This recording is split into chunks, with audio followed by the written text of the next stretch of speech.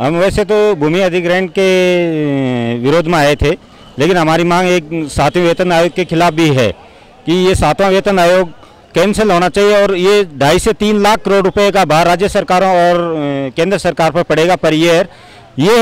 ये पैसा गरीबों के लिए लगना चाहिए। टेक्निकल एजुकेशन पूरी टेक्निकल होनी चाहिए और 6 से 7 करोड़ जो गरीब परिवार, गरीबी रेखा से नीचे, उन लोगों को 1.5 लाख रुपए पर परिवार ये पैसा दिया जाना चाहिए और हेल्थ के अंदर 100% पैसा खर्च होना चाहिए। ये जो बंदरबांट हो रही है, हमारे जो राष्ट्रीय रेवेन्यू की, जो राष्ट्रीय जितनी आमदनी है, उसकी जो बंदरबांट नेताओं में और सरकारी कर्मचारियों में हो रही है। आज रेलवे के जो कर्मचारी है 78 डेज का बोनस ले रहे हैं, क्या उस बोनस को हम कैंसिल करके उसके जो कितने लोग 30% और रेलवे कर्मचारियों को इंक्रीज कर सकते हैं? तो फिर ये पूरा पैसा सरकारी कर्मचारियों की झोली में क्यों दिया जा रहा है?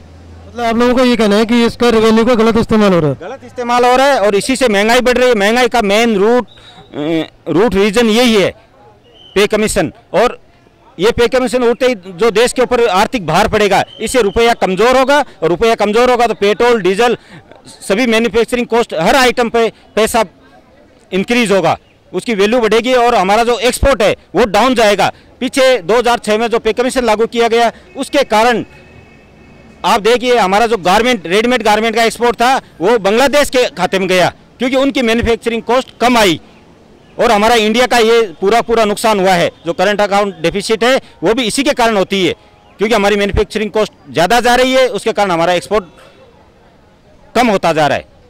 मतलब जो सरकारी कर्मचारियों में पैसा बांटा जा रहा है उससे आम जनता को नुकसान हो रहा है?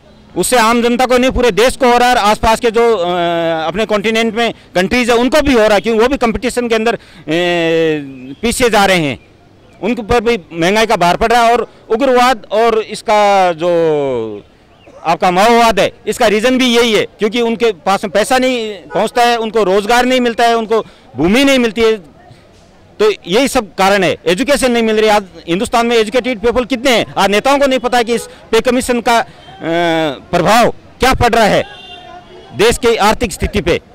आज देश की जो जीडीपी है वो पिछले 10 साल में नीचे जा रही है। फिर किस आधार पर ये गवर्नमेंट ये पे कमीशन को लागू करने जा रही है 2016 जनवरी से? केवल सरकारी कर्मचारियों को आप डीए दे रहे हो हर 6 महीने बाद, जिसका हर साल 70,000 करोड़ रुपया गवर्नमेंट के ऊपर, पूरे राज्य सरकार और केंद्रीय सरकार के ऊपर 70,000 करोड़ का डीए का भार पर ईयर इंक्रीज हो रहा है। कौन देगा? कहां से जाएगा ये पैसा? कहां से आएगा? इन गरीबों के खून से। इनको मारना चाहते हो तो आप ऐसे ही मार दो, गोली मार दो, लेकिन ये गुलामी नहीं सहेंगे। अब ये जस्ट लाइक ए गुलामी है। अगर ऐसा ही हुआ तो ये देश अपने ही लोगों के द्वारा गुलाम बना लिया जाएगा। यहाँ के लोग गुलामी की कगार पर खड़े हो जाएंगे और 40% जो मिडिल क्लास लोग हैं वो गरीबी रेखा के पास में आ जाएंगे अगर ये 7वां वेतन आयोग लागू होता है तो। मांग क्या है आप लोगों की? ये हमारा मांग है कि ये सरकार इस भूमि अधिग्रहण अध्यादेश को वापस ले और भूमि सुधार कानून चालू करे, क्योंकि ऐसा है कि ये खेती को ख़त्म करने की साजिश हो रही है। खेती भी एक उद्योग है, सरकार इसको नहीं मान रही है। सरकार ने मल्टीनेशनल कंपनियों और पूंजीपतियों के दबाव में ये नया कानून लाया है और चुपके से लाया है, जिसको सरकार कह रही है कि किसानों के हितैषी कानून है। उसको हम ये कहना चाहते हैं भाई, किसानों ने मांग ही नहीं की। 1894 के बाद बड़ी मुश्किल से 2013 में ये कानून बना। कितने लोगों ने संघर्ष किया, कितने लोग मरे, उसके बाद ये कानून बना और उसको सरकार चेंज करना चाहती है। उसमें कई चीज़ें ऐसी हैं जो चुपके से वो कर रही है। वो कह रही है कि इसके लिए परमिशन की ज़रूरत नहीं है, आप कोर्ट नहीं जा सकते। जो मूल अवधारणा थी, अभी 1894 जैसा कानून हो गया, ठीक है। इसमें ये एक मुआवजा कर दिया। मुआवजा भी आप ज़मीन ले रहे हैं तो कम से कम जिसकी ले रहे हैं उसकी परमिशन होनी चाहिए, उसका पक्ष रखना चाहिए। पहले वाले कानून में था कि 70% लोगों की। सरकार नया कानून लाई है, आप लोगों ने उस कानून को समझ लिया है कि वाकई आप लोगों के खिलाफ है? वो बिल्कुल राष्ट्र के खिलाफ है, किसान के खिलाफ नहीं है, पूरे राष्ट्र के खिलाफ है। ये खेती को तबाह करने की साजिश हो रही है और विकास, संतुलित विकास नहीं हो रहा। विकास, किसान विकास विरोधी नहीं है, ये हम संतुलित विकास की बात कर रहे हैं। केवल पूंजीपतियों का विकास करें, ऐसी सरकार की मंशा है इस कानून के माध्यम से। और इतनी तेजी क्या है? ठीक है, मान लीजिए अगर सरकार कहती है कि भाई इससे विकास नहीं हो रहा, ठीक है, तो आप इस पर चर्चा कर सकते हैं, उस चर्चा से कुछ बिंदु निकल सकते हैं। आप चुपके से अध्यादेश ले आते हैं और उन अध्यादेशों के बीच ले आते हैं कि चुपके से पास करा लेंगे, ऐसा नहीं है। किसान इस देश का जाग उठा है और इसके खिलाफ अभी तो ये केवल अग्रिम चेतावनी है। नरेंद्र मोदी सरकार को ये अग्रिम चेतावनी है। केवल 5,000 किसान सांकेतिक रूप से हैं। अभी ये जेल भरो की प्रक्रिया होगी और अगर ये सरकार इसको लागू करती है तो ये भारतीय जनता पार्टी के ताबूत में आखिरी कील का काम करेगी। सारे विपक्ष से किसानों का एक आग्रह है कि आप लोग ये काला कानून पास नहीं होने दीजिए। अगर वहाँ होता है, अगर ये होता है तो ये काला कानून होगा और इसके खिलाफ फिर सड़कों पर उग्र आंदोलन होंगे।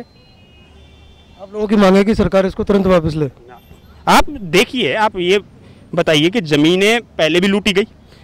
ज़मीन आवासीय जरूरत पूरा करे वो ज़रूरी है, आवासीय एक ज़रूरत है, लेकिन ज़मीन निवेश का माध्यम बन जाए।